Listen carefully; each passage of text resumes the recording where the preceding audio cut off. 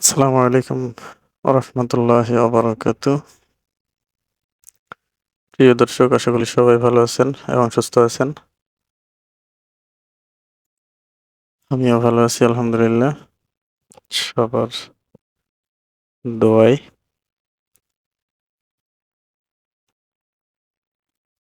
আজকে আমাদের বিষয় হচ্ছে, আজকে আমি যে বিষয়টি শেয়ার করব সেটা হচ্ছে মাইক্রোসফট এক্সেলের নাম্বার অপশন। নাম্বার অপশনে কি কি কাজ হয় আমি সেটাই আলোচনা করার চেষ্টা করব। সবাই সাথে থাকবেন এবং মনোযোগ সহকারে দেখবেন।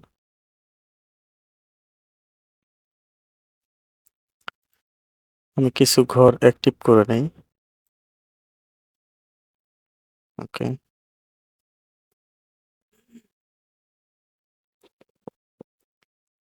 এখানে কিছু রেডি অপশন করা আছে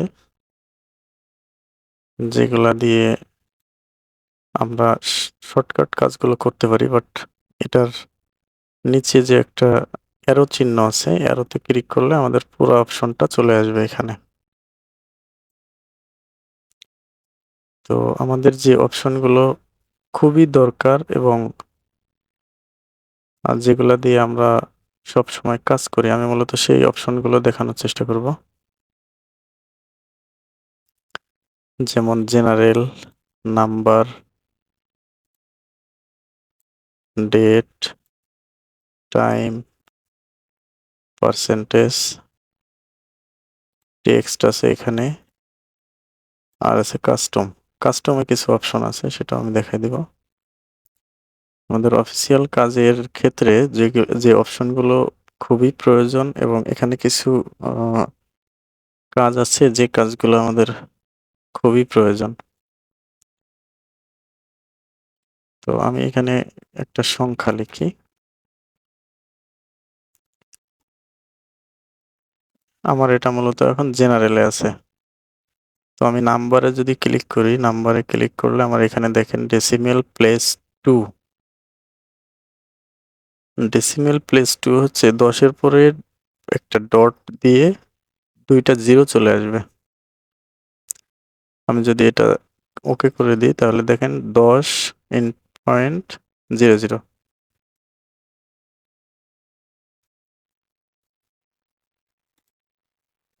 এখানে কিছু অপশন আছে রেড কালার, দেখেন।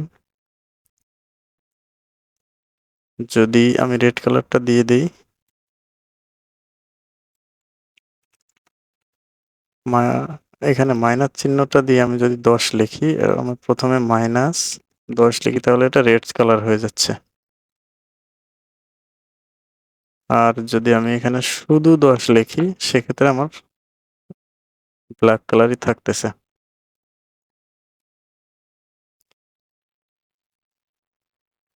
নিচে আছে দেখেন ব্র্যাকেট দিয়ে সংখ্যা লেখা আছে। এখন এটাকে আমি যদি ওকে করে দিই, তাহলে আমি এখানে 10 লিখলে আমার এটা ব্র্যাকেটটা আসতেছে না। সেক্ষেত্রে আমি যদি মাইনাস দিয়ে 10 লিখি, তাহলে আমার ব্র্যাকেটটা চলে আসতেছে। তার মানে এখানে ব্র্যাকেট চিহ্নটা থাকলে আমার বুঝতে হবে এটা মাইনাস ফিগার। যদি শুধু 10 লিখি, দেখেন এখানে আমার ব্র্যাকেট চিহ্নটা আসতেছে না, -10 ব্র্যাকেট চলে আসছে। এখন এখানে 10-এর পরে যে 2টা জিরো আসছে, 2টা জিরো যদি আমি রিমুভ করতে চাই, সেক্ষেত্রে আমার এখানে যদি 2 দেওয়া আছে, তাহলে আমি 0 দিয়ে দিব। 0 দিলে আমার এখানে 10 থাকতেছে শুধু।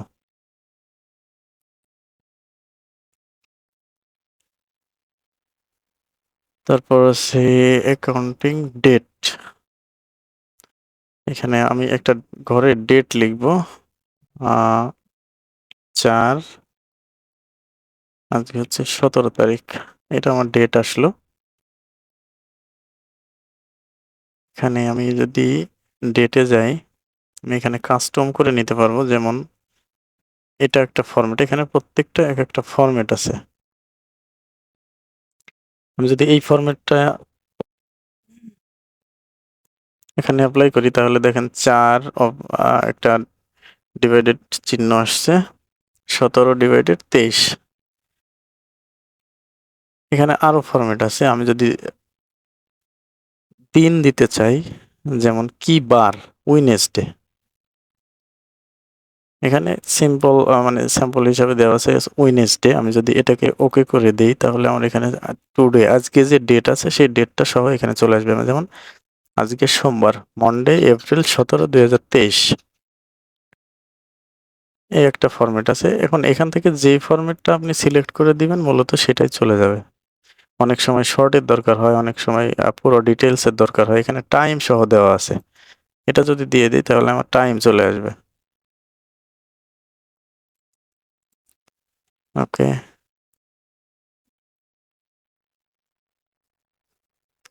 তারপর হচ্ছে নিচে টাইম। যে ফরম্যাট এখানে ক্লিক করে দিবেন সেই ফরম্যাটটা এখানে চলে আসবে।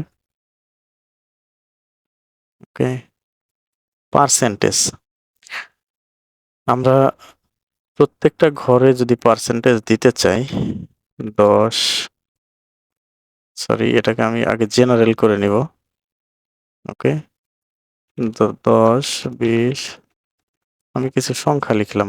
এখানে আমার পার্সেন্টেজ কিন্তু আসে না। আমি যদি এক একটা করে 10 কিবোর্ড থেকে পার্সেন্ট দিতে চাই সেক্ষেত্রে আসবে। এখন আমার অটোমেটিক্যালি পার্সেন্টেজটা ওঠার দরকার, সেক্ষেত্রে কি করতে হবে?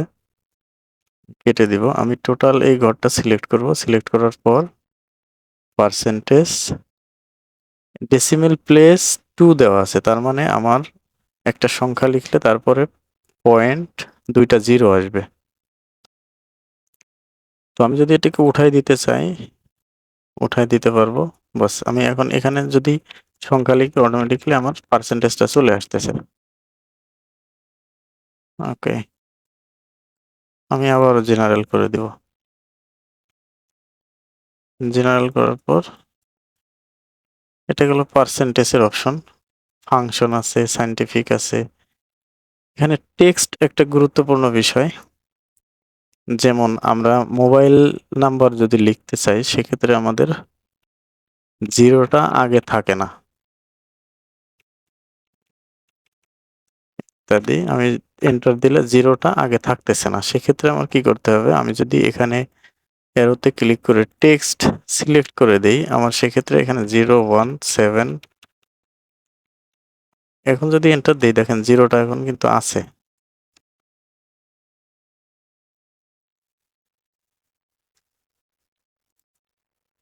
তাহলে আমাদের টেক্সট অপশনটা দিলে মোবাইল নাম্বারে জিরোটা থাকবে।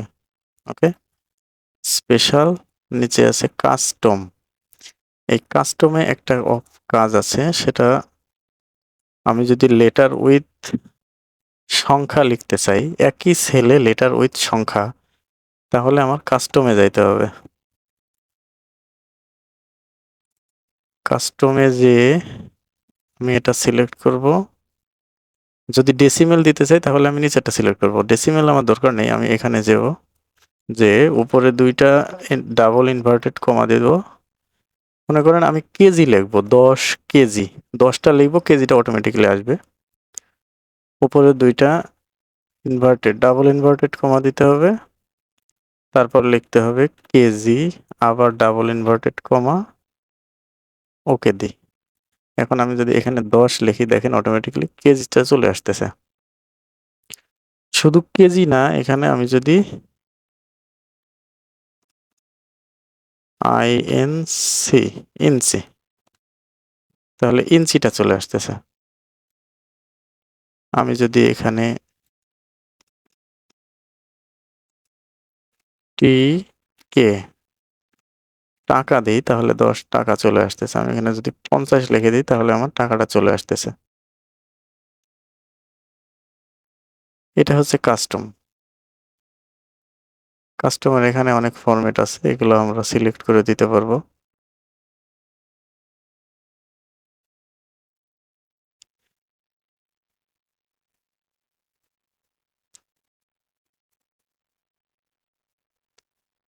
আর এখানে যে অপশনগুলো দেওয়া আছে মূলত শর্টকাট অপশনগুলো দেওয়া আছে। যেমন আমি এখানে 0.56 লিখলাম, এটাকে এখানে ইনক্রিজ আর ডিক্রিজ ডেসিমেল আছে। আমি যদি এখানে ডিক্রিজ করতে চাই তাহলে এটা হচ্ছে ইনক্রিজ, পাশে আছে ডিক্রিজ, ডিক্রিজটা চলে আসলো এভাবে। তারপর এখানে দেখেন কারেন্সির একটা অপশন দেওয়া আছে, তারপরে পার্সেন্টেজ আছে এখানে, এখান থেকেও পার্সেন্টেজটা সহজেই দেওয়া যায়। আমি যদি এখানে পার্সেন্টেজ দিয়ে 10 লিখি তাহলে 10 চলে আসলো, কমা আছে, এটা হচ্ছে মূলত শর্টকাট। তো আমরা বিস্তারিত যদি কাজ করতে চাই, বুঝে কাজ করতে চাই, সেক্ষেত্রে আমাদের এখানে এসে তারপরে কাজ করতে হবে। আমার লাইফে আমি কোথাও গেছিলাম একটা ইন্টারভিউ দিতে, আমি একটা জিনিস শেয়ার করি আপনাদের সঙ্গে। তো ইন্টারভিউ দেওয়ার সময় সেখানে লেখা ছিল যে মাইনাস ফিগারটা কিভাবে ব্র্যাকেটে প্রকাশ করতে হয়। আমি এর আগে কখনো এই জিনিসটা করি নাই, এভাবে কখনো চিন্তাও করি নাই যে মাইনাস ফিগারটা কিভাবে ব্র্যাকেটে আসে।